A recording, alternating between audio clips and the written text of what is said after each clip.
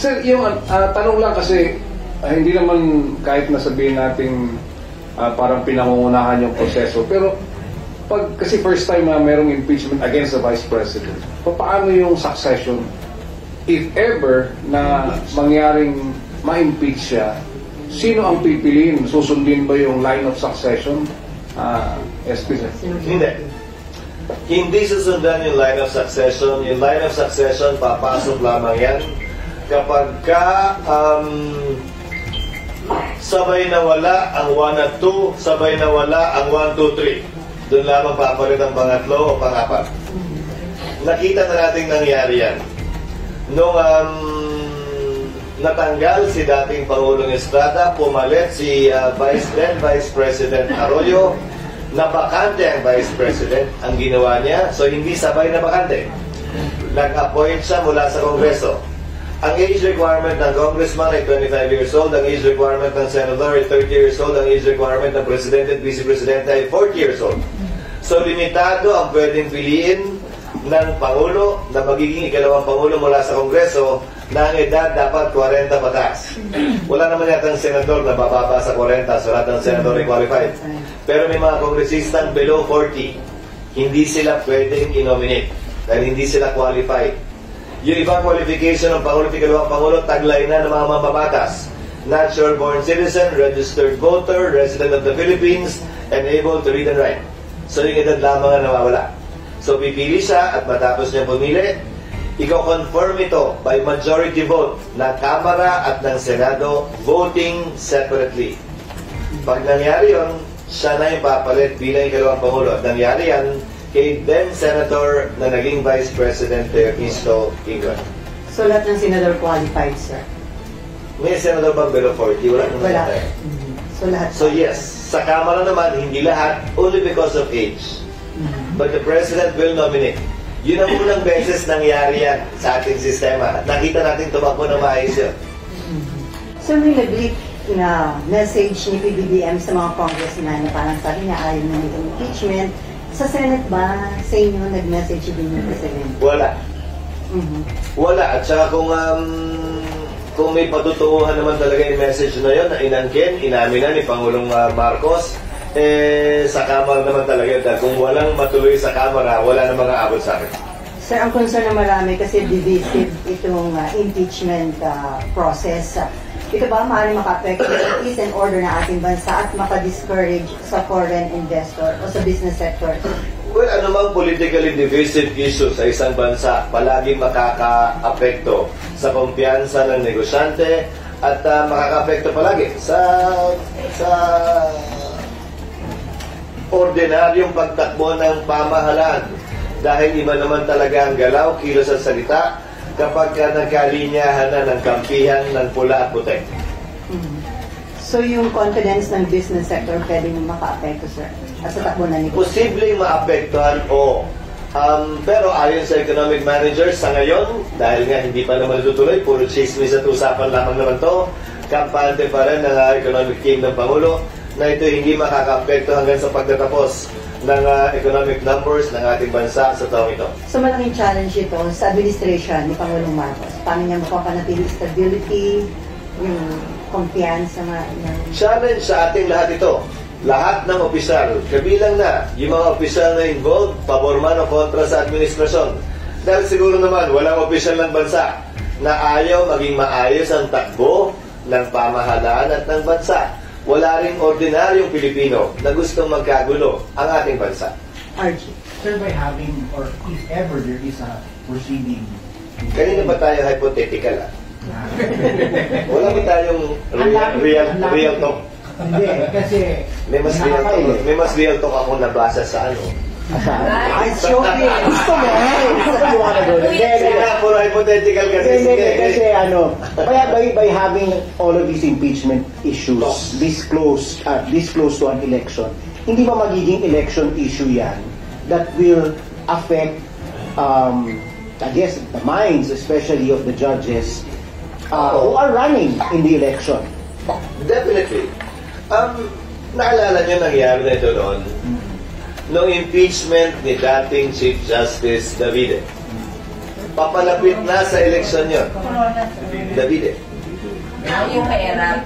Papalapit sa eleksyon yun. Malapit na malapit sa eleksyon. Hindi mambabatas pala ako nun, miyembro ako ng Kamara nun. Nagkalinyahan ang simbahan noong panahong yon kumampi kay Chief Justice Davide. Inaaway kami ng mga bishop namin patungo sa isang halalan. Nangyari na yun sa ating kasaysayan. At titimbangin siyempre yun ng sino mang tumatakbo.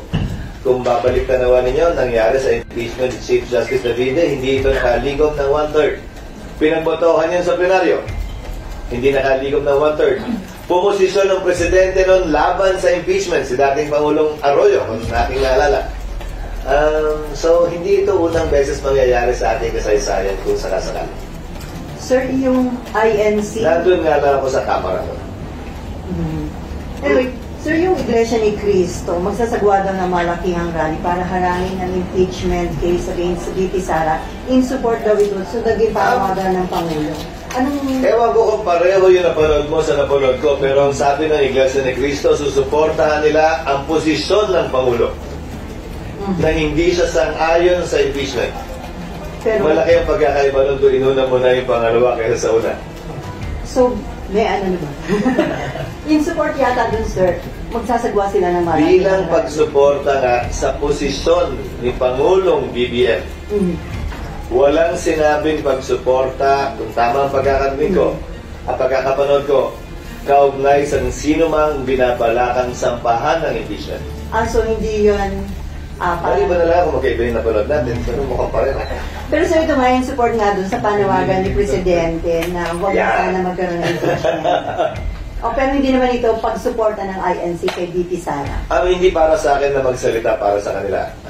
Ini-interpreta ko lamang yung kanilang sinabi base sa mga salitang ginamit na ito'y pagsuporta sa posisyon at pananaw ni Pangulong Marcos na hindi makakabuti ang impeachment sa ating bansa sa panahon ito. So ito nga mangyayari, malukang rally ng INC, patunay na talagang very divisive itong impeachment. Marahil patunay na ayaw nila tulad ng maraming Pilipino na magkawatak-watak tayo kung kailan maganda na sana ang takbo ng ating bansa. At marahil posisyon ito na hindi dapat madiktahan ng 1, 2 o 3 tao kahit pinuno pa natin sila na magkahiwa-hiwalay kung magkawatak-watak tayo.